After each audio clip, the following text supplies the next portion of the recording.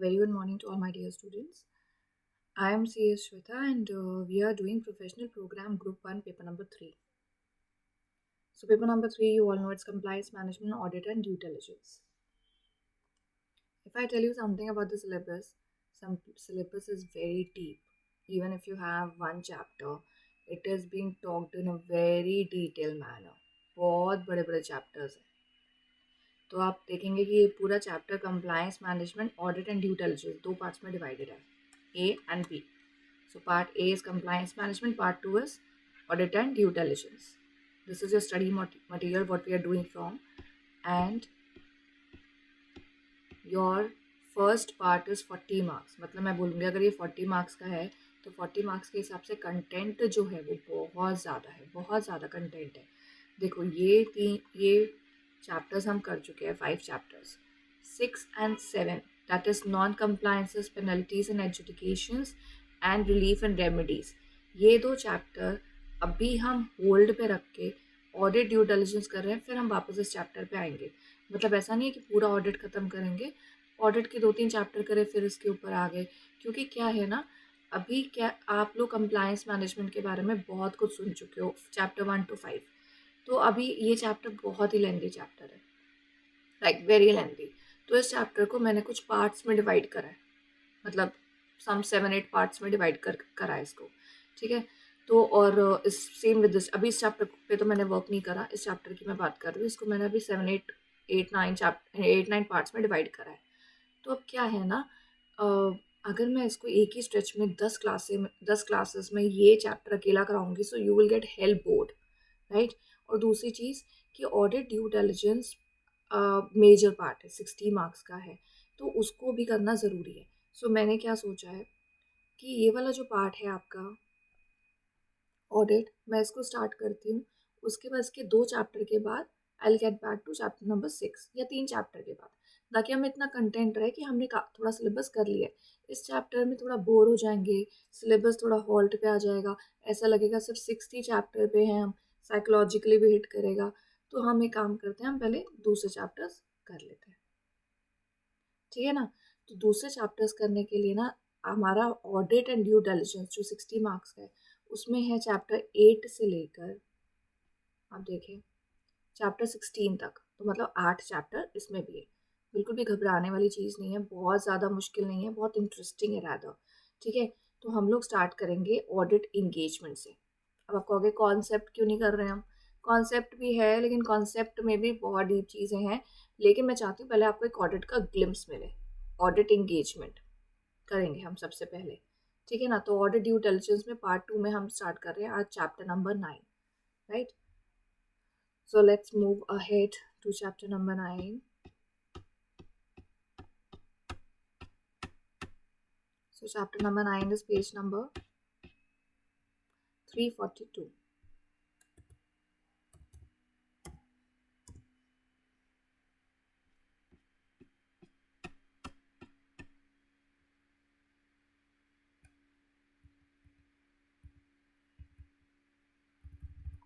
Yes, this is audit engagement, chapter number 9. So we are starting with chapter number 9, audit engagement.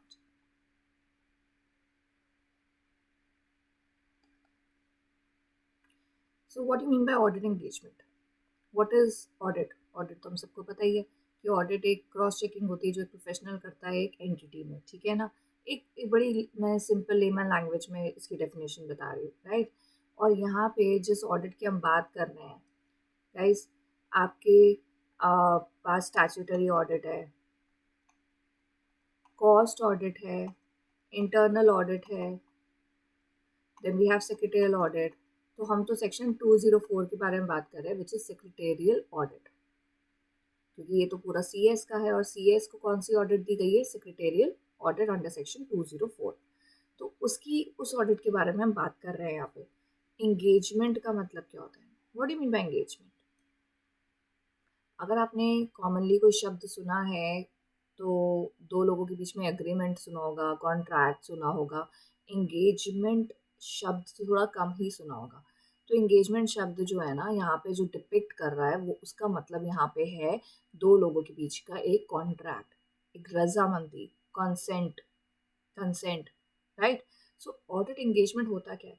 To avoid any conflict. जैसे आपकी company है और मैं secretarial auditor हूँ, मैं audit करने आ रही हूँ आपकी कंपनी में, मैं कहूँगी आप मुझे अपॉइंट करेंगे, ठीक है, तो आप मुझे अपॉइंट करेंगे, टर्म्स एंड कंडीशन हम बात करेंगे, फिर आप मेरा नाम बोर्ड मीटिंग में अनाउंस करेंगे, ठीक है ना, कि हमने इनकी फर्म को ऑडिट दी है, सेक्रेटरियल ऑडिट दी है।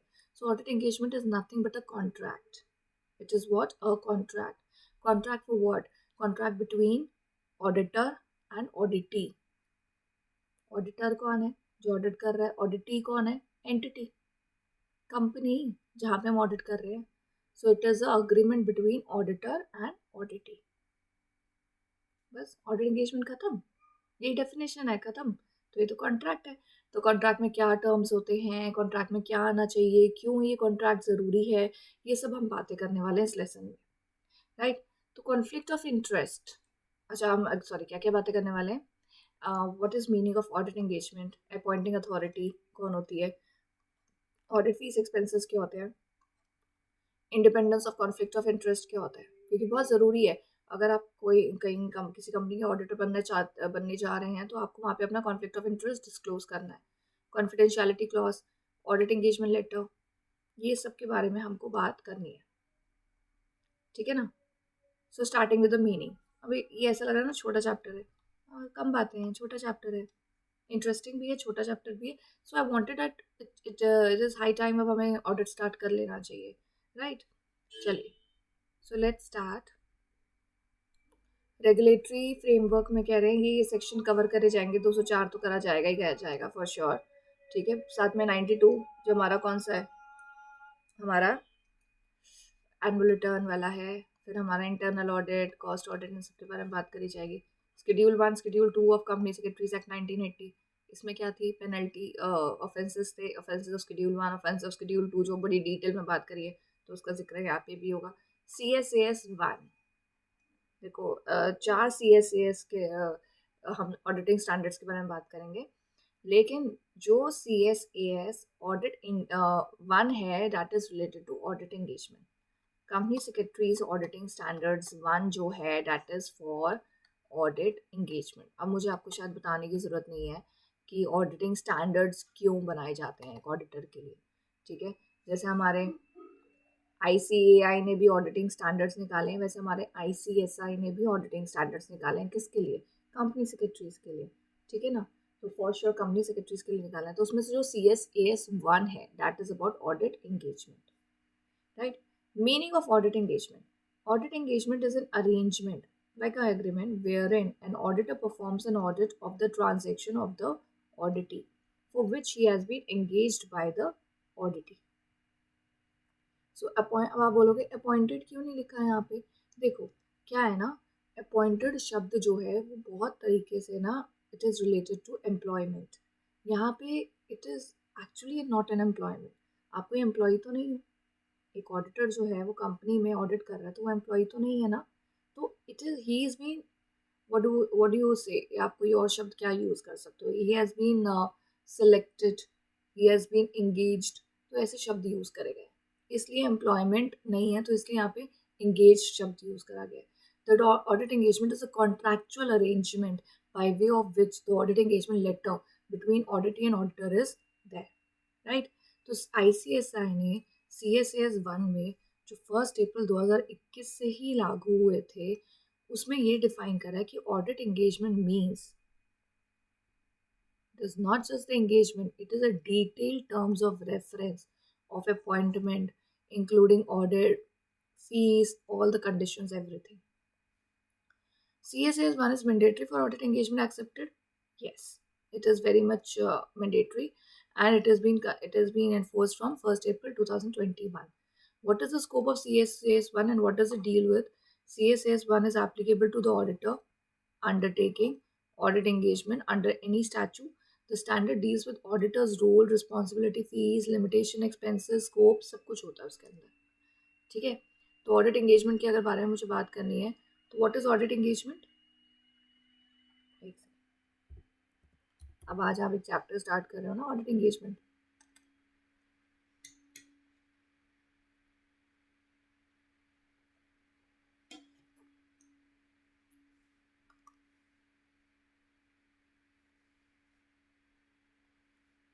तो आपको सबसे टॉप पे लिख लेना है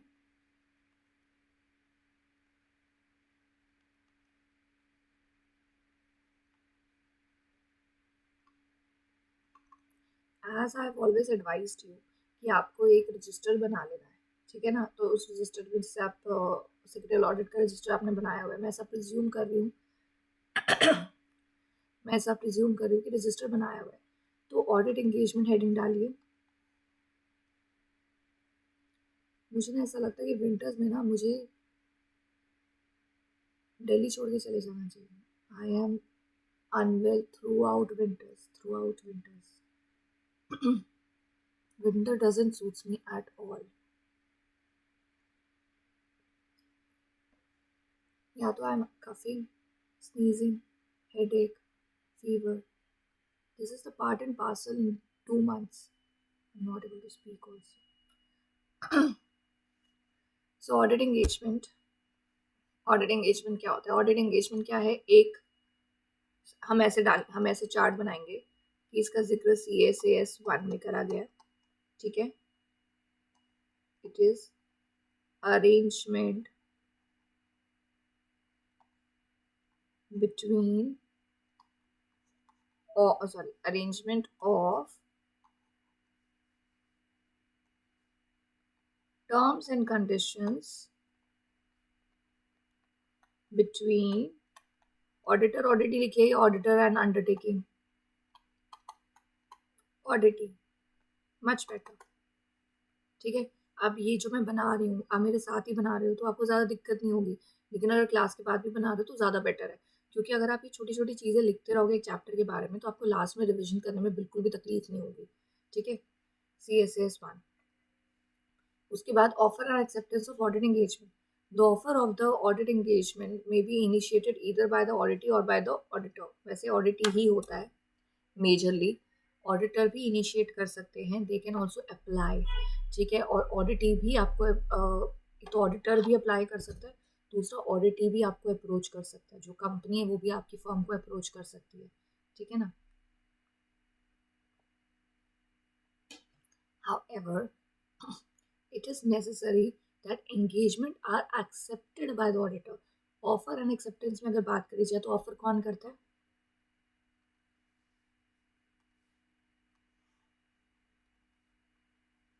ऑफर either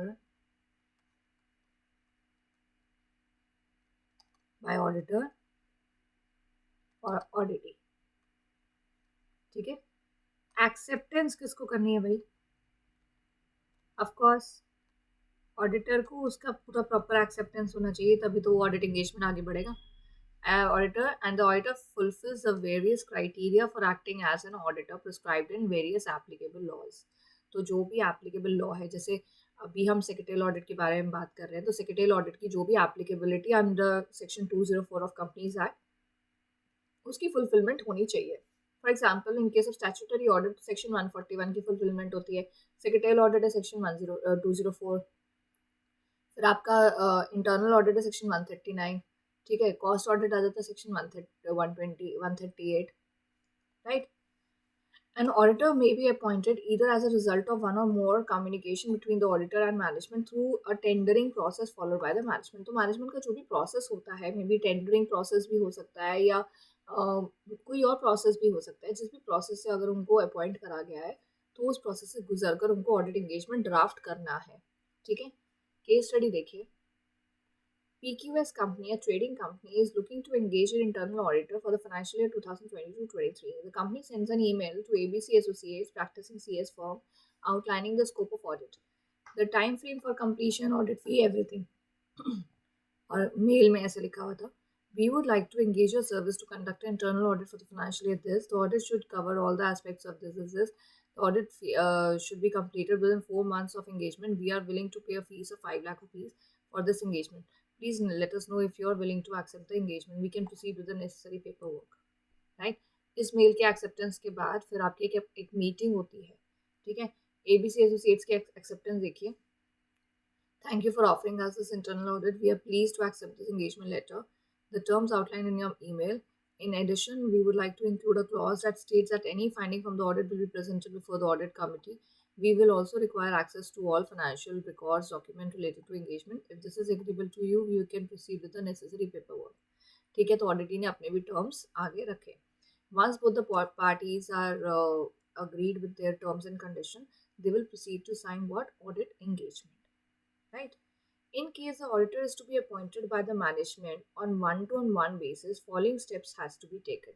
तो ये तो मेल वाला था, ठीक है। अब यहाँ देखो, in case the auditor is to be appointed by the management on one-on-one basis, तो ये steps होने चाहिए। पहला, selection or screening of prospective auditee based on the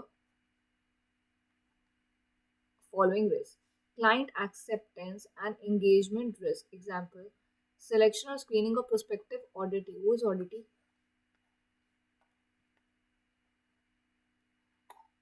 अच्छा, आपके पास ऑडिट आई, आप बड़े खुश हो गए कि अरे now we have got the audit, whether it is internal audit or whether it is a secretarial audit, you are very happy. But is it like that you should be having a blindfold while accepting the audit engagement? No, the thing should not be like this. You should not be accepting the audit engagement just having a blindfold. You have to select, or proper screening is required, right? If the company is already into a fraud or a scam, you should be very much vigilant before accepting the audit engagement, right? So client acceptance. अब क्या है ना, whenever you also accept audit, there are a lot of risk that you are unfold with. आपके सामने भी बहुत risk होते हैं, so आपको कहीं ना कहीं you have to see what is your client acceptance policy. You cannot accept any and every client coming your way, right? Can you do that? No, you cannot do that. You cannot accept any and every client. So client acceptance और engagement risk बहुत देखना जरूरी है, जैसे high leverage client, habitually litigant client in the media for wrong reason, pledging of shares by the promoter group, PE involvement क्या है, right? तो आपको ये सारी चीज़ें क्लाइंट के बारे में चेक करनी है। परफॉर्मेंस रिस्क, उनके पास क्या रिसोर्सेज है, क्या कैपेसिटी है उनकी, एंगेजमेंट में कोई कॉन्ट्रैक्ट रिस्क तो नहीं है हमारे ऊपर, कहीं वो हमें हमारे ऊपर ही कुछ लायबिलिटी डाल दे, रेपुटेशन क्या है उनकी, कमर्शियल्स क्या है उनके, किन किन के साथ कॉन्ट्रैक्ट है, तो सारी बातें आपको चेक करनी है। Step 1। Step 2, communicating to take up the audit assignment. So step 2 क्या है, अगर इफ़ यू थिंक दैट आपके क्लाइंट एक्सेप्टेंस सही है तो फिर आप you will communicate your acceptance. Conducting a pre engagement meeting, ये बड़ी ज़रूरी होती है। कभी कभी ये दो स्टेप्स हो जाते हैं, इस पे आके बात नहीं बनती है, ठीक है। So pre engagement meeting, because when the things are face to face then they are more clear, and when they are more clear then there can be a disagreement also. The meeting may inter alia include discussion about the terms of engagement, to discuss about terms, prior year audit results, appropriateness of framework, understanding business environment, audit process, periodicity, right? अच्छा, यहाँ पे आप कह रहे हो आपने communicate करी willingness, तो क्या आप सीधा यहाँ पे स्टार्ट हो जाता है? यहाँ पे स्टार्ट नहीं हो रहा है। यहाँ पे जब आपकी प्री एंगेजमेंट मीटिंग होती है ना, यहाँ पे आप कॉन्ट्रैक्ट साइन करते हैं। वैसे तो यहाँ तक डिसीजन मेकिंग हो जाती है स्टेप 2 में, जब आप कम्युनिकेट कर रहे हो, ठीक है। There are rarest chances that when you are into a pre-engagement meeting that things cannot work. Very very rare chances are there, ठीक है। ऑडिटर को भी डिस्क्लोज करना चाहिए प्री एंगेजमेंट मीटिंग में, कोई भी कॉन्फ्लिक्ट ऑफ इंटरेस्ट तो नहीं है। वही बात, अगर उसने कॉन्फ्लिक्ट ऑफ इंटरेस्ट डिस्क्लोज करा और ऑडिटी को ठीक नहीं लगा, बात खत्म हो जाएगी यहीं पे, है ना। तो ये मीटिंग है। तो स्टेप 4 क्या है? Signing off engagement letter.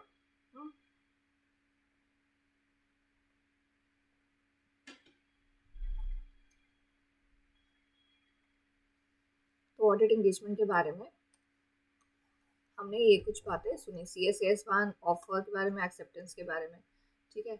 उसके बाद एक और बात करनी है, हाउ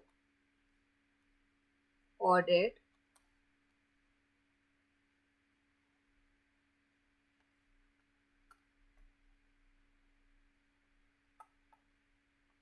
साइंड। पहला,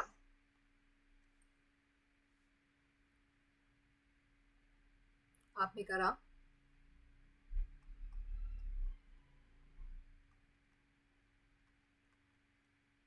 through face to face, right.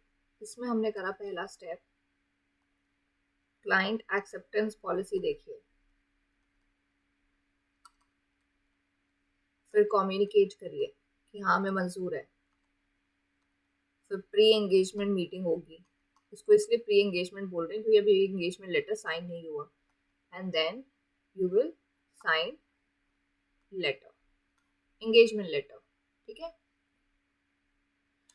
In case the appointment, signing the engagement letter with the management and issuance of certificate by auditor before accepting an audit, right? In case where the appointment of auditor is through a tendering process by management, तो tendering process में देखते हैं क्या है। Step 1, pre-bid meeting with the management to discuss upon various aspects of tender, scope of work, terms of arrangement, prior year results, appropriateness of reporting framework, audit process, periodicity, determining nature।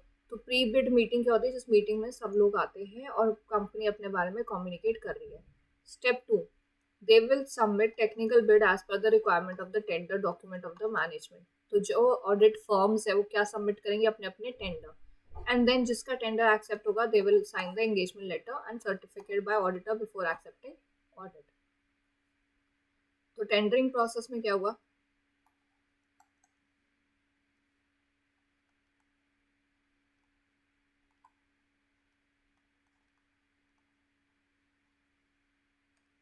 In this process सबसे पहले tender बाहर आए, जिसमें meeting में सारे terms condition, बहुत सारे forms बैठे हुए हैं और उन सबको बताया गया।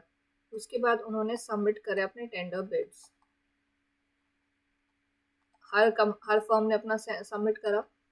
देन उसमें से सिलेक्ट हुआ एंड लेटर साइन हुआ। एंड देन ऑडिटर ने भी अपने सर्टिफिकेट सबमिट करे, अपनी फर्म की और ये सब चीज़ें सबमिट करी, ठीक है ना, ऑडिट एक्सेप्ट करने से पहले। The auditor shall furnish a certificate to the appointing authority that.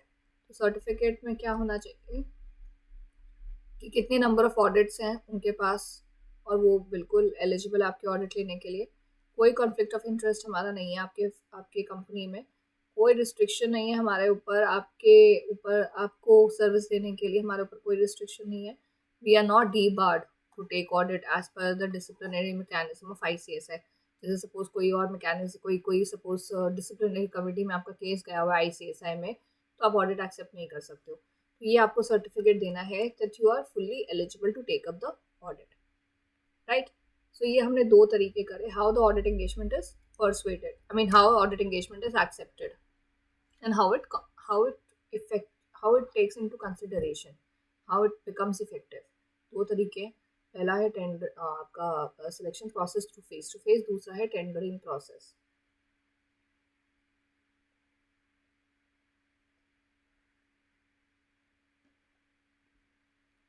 Preconditions of accepting continuing any professional engagement। अब कुछ बच्चे कहेंगे मैम बाद में पी लो, ऐसा आपको क्लास के बीच में कुछ चाय पानी पीने की क्या ज़रूरत है, otherwise I would not be able to speak, I have to, because ऐसे इसका असर खत्म होता है। Voice is coming back to. Prior to acceptance of any audit engagement, the auditor, in order to establish whether the preconditions for accepting professional assignment are present, the auditor should check that। अच्छा अब क्या है ना, जब वो एक company secretary जब audit engagement को एक्सेप्ट करता है तो वो कुछ चीज़ें अपने बारे में चेक करता है। जैसे आप, मैंने बोला ना, ओवर एक्साइटमेंट में आके आपने ऑडिट एंगेजमेंट साइन कर दिया, बाद में आपने पढ़ा कि उसमें लिखा है कि आप कंपनी के कुछ डॉक्यूमेंट्स को इंस्पेक्ट नहीं कर सकते, पर उस टाइम आपने ध्यान नहीं दिया, आपने साइन कर दिया। बाद में आपको तकलीफ क्या आई, ऑडिट करते समय यू गॉट टू नो कि अरे there are lot of things I am not allowed to do in this company and it is written in audit engagement. कुछ एक्सपेंसेस के बारे में लिखा था, आपने ध्यान नहीं दिया, कुछ फीस के बारे में लिखा था, आपने ध्यान नहीं दिया। You understand? So somehow it is like you have to check the preconditions. whether the reporting framework as required review of secretarial or non-financial statements is acceptable. तो ऑडिटर को चेक करना है कि उनका रिपोर्टिंग फ्रेमवर्क क्या है.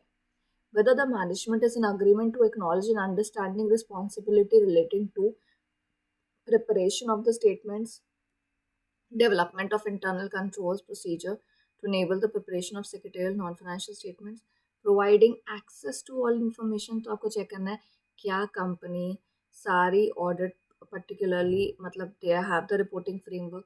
फिर आपको चेक करना है कि क्या उन्होंने सब कुछ रिपोर्टिंग फ्रेमवर्क उसके हिसाब से बनाया है, इंटरनल कंट्रोल्स उनके कैसे हैं, क्या वो सारी इन्फॉर्मेशन का हमें एक्सेस दे रहे हैं. पता चले उसमें लिखा हो कि आपको सारी इन्फॉर्मेशन का एक्सेस नहीं है, ये चेक करना है.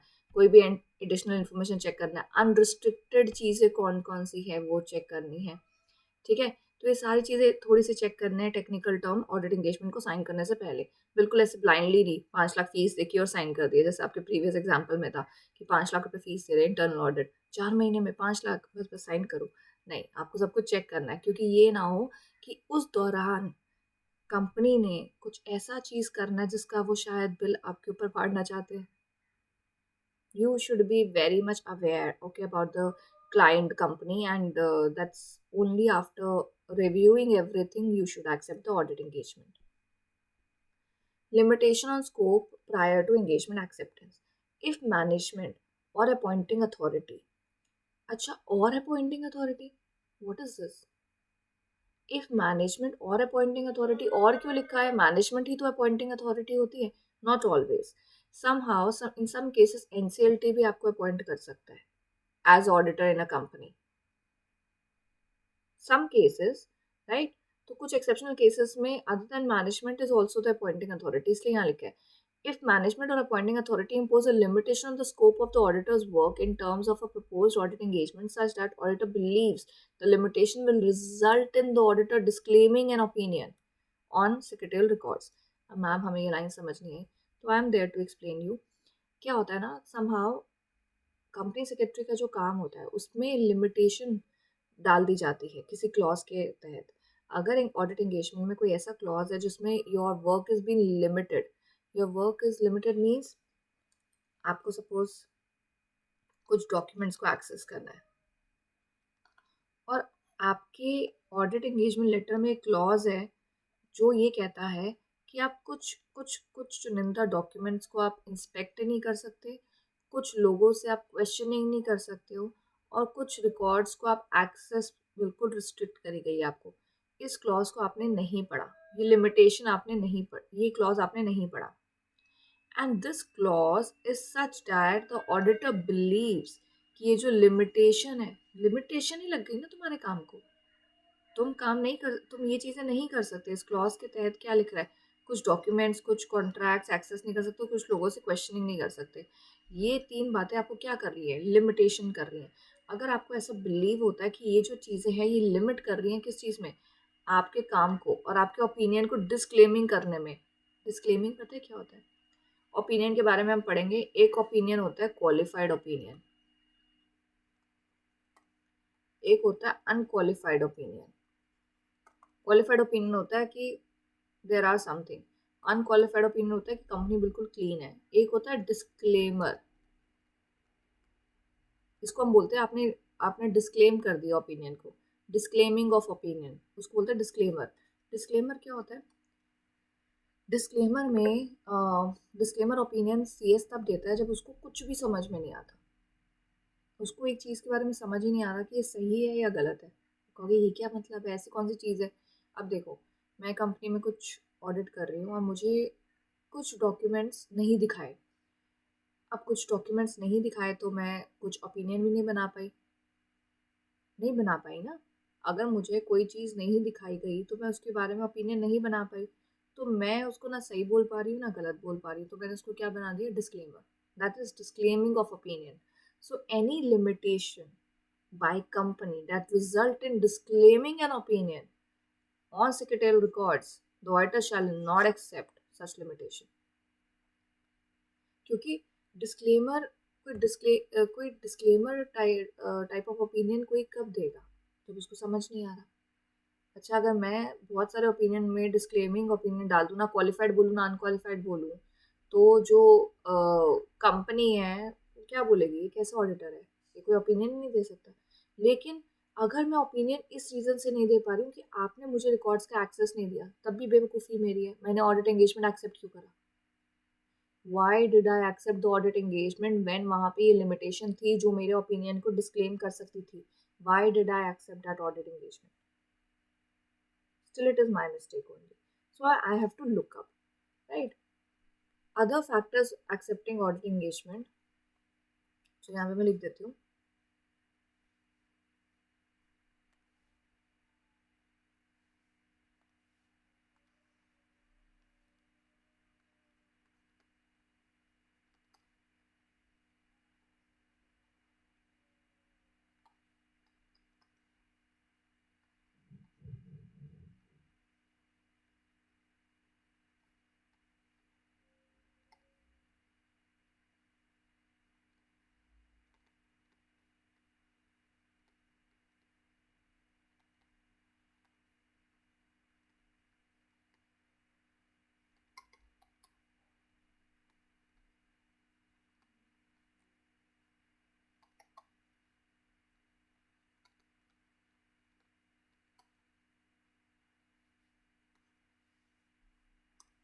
क्या लिखा है मैंने?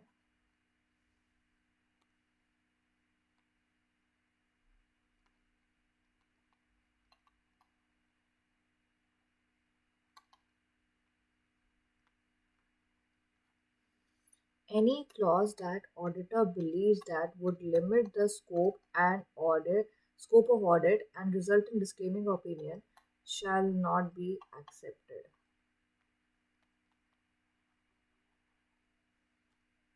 ठीक है?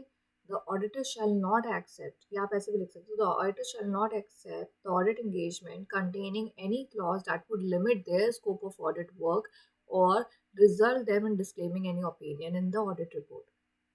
Right? तो ये जरूरी बात है, तो ये भी एक बात लिख ली। तो अगर आप ऐसी छोटी छोटी बातें और मोटी मोटी बातें लिख लोगे तो that would help you in revision. Other factors that affect audit engagement acceptance, ये एक्सेप्टेंस की बात हो रही है। If the preconditions for audit professional assignment are not present, the auditor should discuss the matter with management.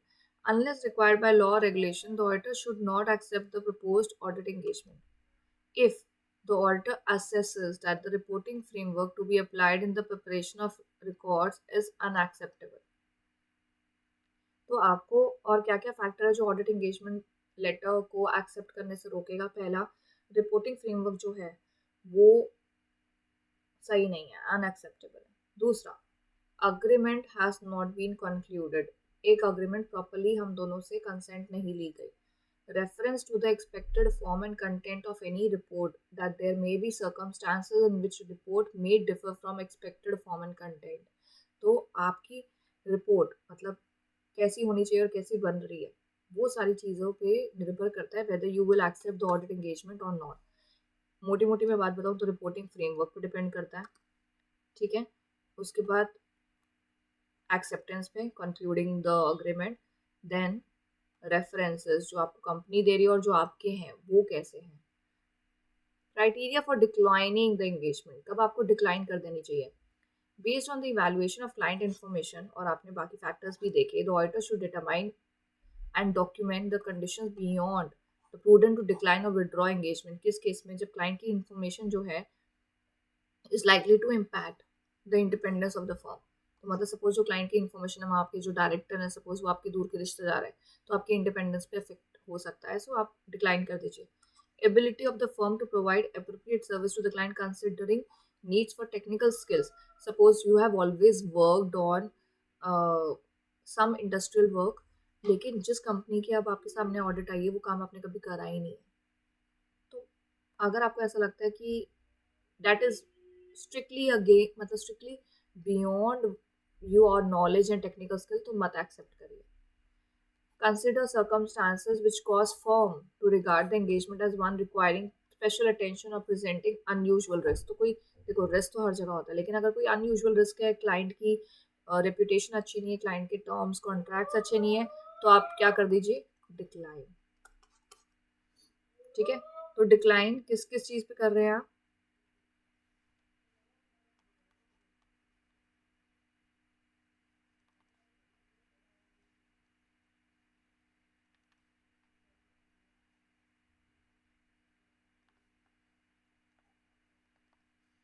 ये firm में 3 partners हैं, 4 partners हैं, ठीक है, और ये एंटिटी है, और ये अगर डिक्लाइन कर रहे हैं तो उसके क्या रीजन हो सकते हैं? पहला हो सकता है क्लाइंट का ही जो इंफॉर्मेशन है वो हमें ऐसा पता चलता है कि कुछ गलत है, हमारी ही एबिलिटी सपोज नहीं है, हमारे स्कोप और रिपोर्टिंग फ्रेमवर्क से अलग जा रहा है इनका इनका इनका कॉन्ट्रैक्ट के टर्म्स, तो हम इनका क्या कर सकते हैं? डिक्लाइन। ठीक है ना? उसके बाद देखिए अपॉइंटिंग अथॉरिटी। आप कुछ अपॉइंटिंग अथॉरिटी के बारे में पढ़ते हैं। What who is appointing authority? The appointing authority means the person who is appointing the auditors of the company. The auditee under the statute could be a company or any form of entity. Appointing authority will depend upon the type of auditee. In case auditee is a company, तो appointing authority board होगा.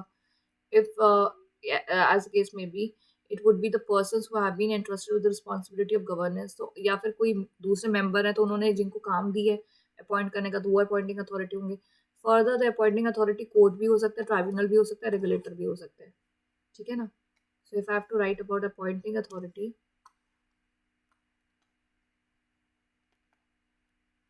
तो इनके बारे में देखो, मैं सारी चीज़ आपके साथ साथ लिख रही हूँ, ये आप भी मेरे साथ साथ लिख सकते हो. अपॉइंटिंग अथॉरिटी कौन होता है?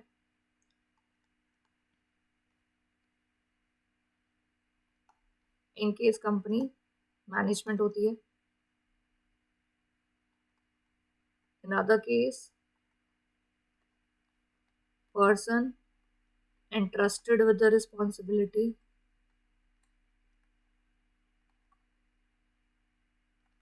उसके बाद in some cases courts, tribunals या स्पेशल कोर्ट्स या गवर्नमेंट कोई भी अपॉइंटिंग अथॉरिटी हो सकता है. Just have a look. Right?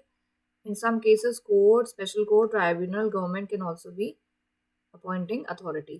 वैसे कंपनी केस में मैनेजमेंट होती है, person authorised with the interested with the responsibility. ठीक है ना? तो ये हमारे अपॉइंटिंग अथॉरिटी के बारे में. आगे देखिए. In Kingston Cotton Mill Company, the case involved a dispute between the shareholder and the directors of a company over the appointment of auditor. The shareholder had passed a resolution to appoint auditor, but the directors refused to comply with the resolution. The Honorable Court held that shareholders of a company have the right to appoint auditor and that the directors cannot interfere with this right. ठीक है ना? तो ICSI के auditing standard के बारे में पढ़ते हैं और आज यहाँ तक खत्म करेंगे. ICSI Auditing Standard CSAS 1.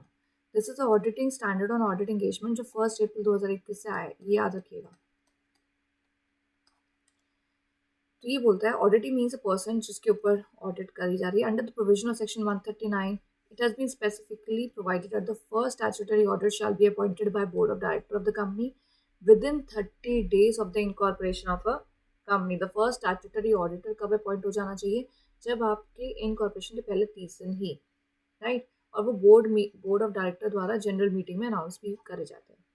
For example, for conducting audit of the functional and activities of a company in secretarial audit under section 204 SEBI LOD या रेगुलेशन बोलते हैं, और the internal audit of section 138, the appointing authority would be board of director.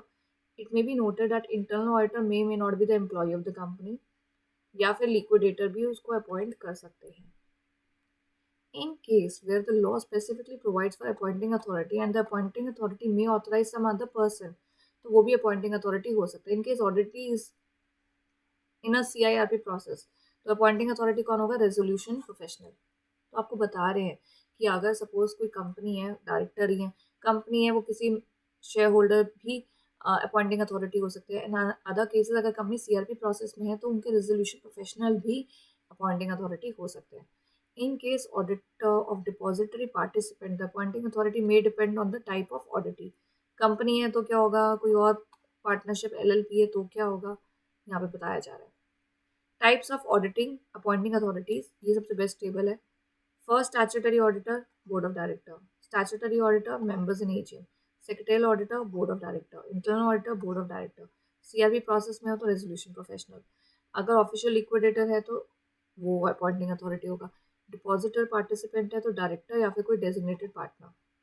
मतलब company है अगर depository participant तो director, अगर designated depository participant कोई फर्म है तो डेजिग्नेट एलएलपी है तो designated partner. Internal audit of stock broker depends on that type of auditing. Sun Moon Limited is a listed company and operates in a manufacturing sector. In January 2023, the company received a notice from SEBI stating that you have failed to comply with several provisions of SEBI LODR. The SEBI notice also required the company to appoint a practicing CS to conduct a secretarial audit. The board of directors have decided to appoint Mercers R and Associated (PCS) to conduct the secretarial audit in a board resolution. However, Mr. Abhinav, a shareholder of the company, challenged the appointment of secretarial auditor in the court, stating that board did not have the authority to appoint auditor and that the appointment should have made by SEBI. The matter was referred to court. The court examined the provision of SEBI and found that the regulation did not specify who had the authority to appoint secretarial auditor. SEBI ने कहा आपने provisions तोड़े हैं तो आप auditor को आप audit कराइए. Based on these findings, the court ruled that board of director of Sun Moon Limited had the authority and the company won. ठीक है. Terms and condition of audit engagement. तो यहाँ पे बताना है कि ऑडिट एंगेजमेंट के टर्म्स एंड कंडीशंस क्या होते हैं, मतलब क्या क्या चीज़ें होती है जो ऑडिट एंगेजमेंट में लिखी होती हैं. पहला, the objective and scope of every audit is dependent on four corners of the term and condition, which also include scope, purpose, fees कितनी है, etc. तो ऑडिट एंगेजमेंट में क्या क्या होता है, objective with purpose, responsibilities of auditor, responsibility of auditee, risk, limitation, plan, fees, expenses, सब. This is essential that auditor as well as auditee should agree upon the terms of audit engagement and documented the same in the audit engagement letter or in a suitable form of a agreement, right? In case instances where due to change in the governing laws, कोई भी नया change आता है इसकी वजह से audit engagement में कोई चेंज लाना पड़ता है तो उसको लाना पड़ेगा आपको. ठीक है ना. It should be considered bye auditor on the merit and shall be properly documented by the auditors. तो कोई भी चेंज आता है तो उसको डॉक्यूमेंट करना पड़ेगा ऑडिट एंगेजमेंट में. ठीक है. तो ऑडिट एंगेजमेंट में क्या क्या चीज़ होती हैं, scope, objective, plan, your risk, responsibility of auditor, responsibility of auditee, audit plan, fees, expenses, everything, right? That is a part of audit engagement. Now the point is, अब हमारा क्या क्या रह गया, फीस, एक्सपेंसेस, ऑडिटिंग स्टैंडर्ड के बारे में, then CSAS कहाँ कहाँ लगता है. ठीक है. उसके बाद ऑडिट एंगेजमेंट प्रोसेस, ये सबसे इम्पोर्टेंट है. Pre engagement meeting, letter sign होता है, right.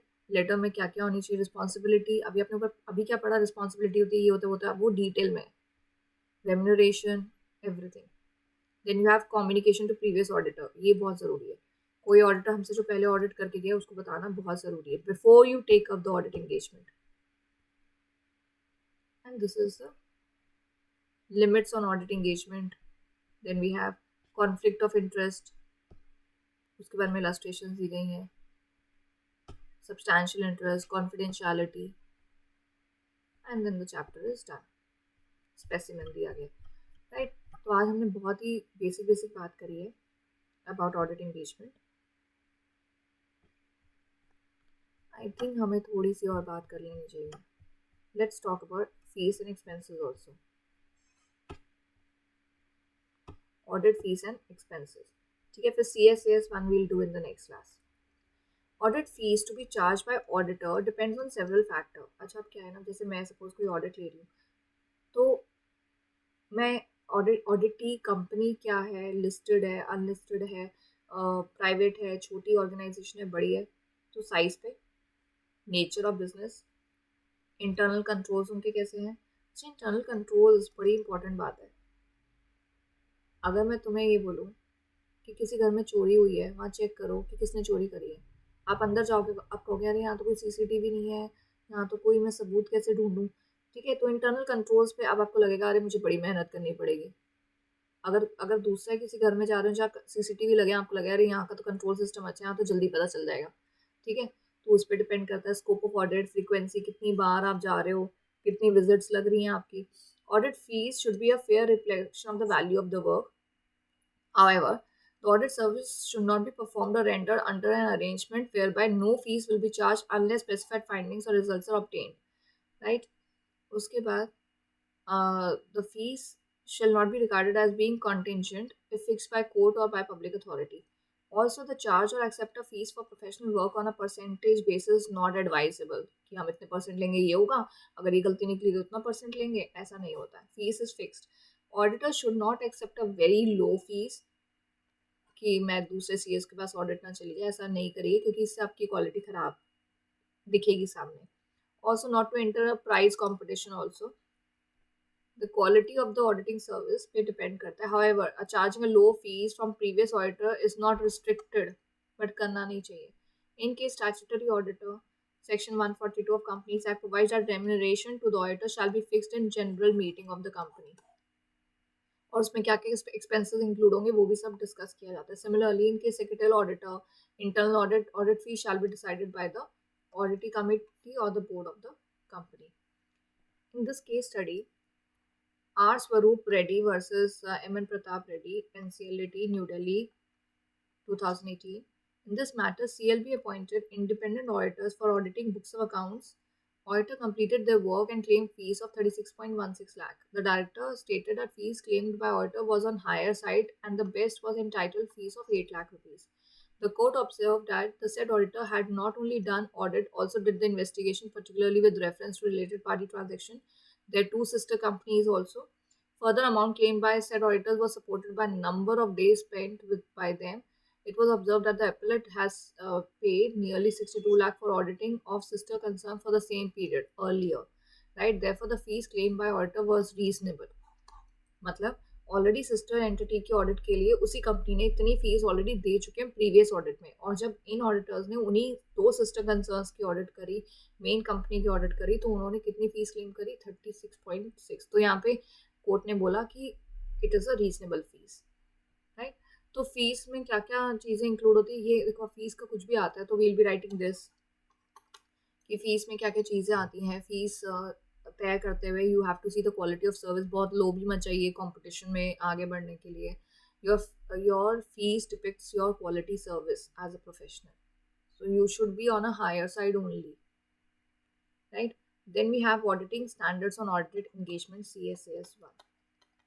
This we'll discuss in the next class. आज हमने क्या करा? आज हमने करा मीनिंग, ऑडिट एंगेजमेंट, उसका स्कोप, ऑडिटर, ऑडिटी, क्या क्या चीज़ें हमें देखनी चाहिए if you want to reject audit engagement, accept audit engagement, ये सब चीज़ें हमने बात करी आज। ठीक है। And third secondly very important, ये जो स्टडी मटेरियल अगर आप देखोगे obviously it is very deep, but we are talking line by line from study material, we are talking about it. ठीक है, जो मुझे लगता है कि हाँ दिस इज समथिंग आगे जल्दी बढ़ना चाहिए तो मैं आगे बढ़ जाती हूँ, जिस पर स्ट्रेस करना होता है I am stressing on it. ठीक है, अब आप देखोगे आपने सारी चीज़ें कवर करी, so you will not be scared of your study material. So we have done this, we have done this, we have done this, ये हमें नेक्स्ट क्लास में करना है। ठीक है, चलिए, so see you in the next class guys. Till then please study hard, stay safe, and any doubt you can ask me, you have my number. Thank you.